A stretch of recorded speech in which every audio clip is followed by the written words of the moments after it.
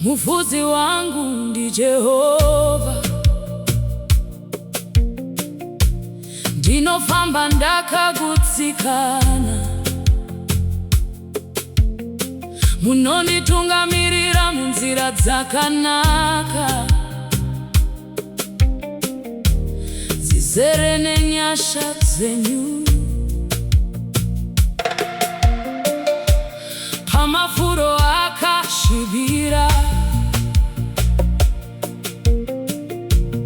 moyo wangu unozorora. Pamvura yakanyarara,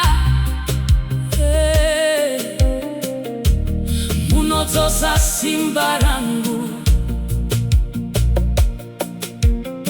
Ndinotevera izwi renyu,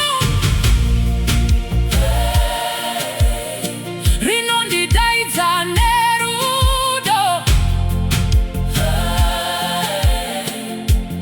Nyano dzangu dzose dzinozivikanwa nemi. Mufudzi wangu, nditungamirirei kwese kwamunoenda, ndichakuteverai.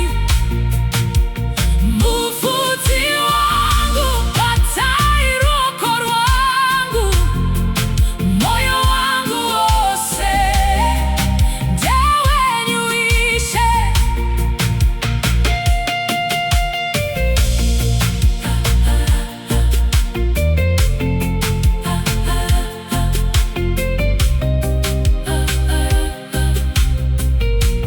Kana nzira dzikasviba, chiedza chenyu chinovheneka.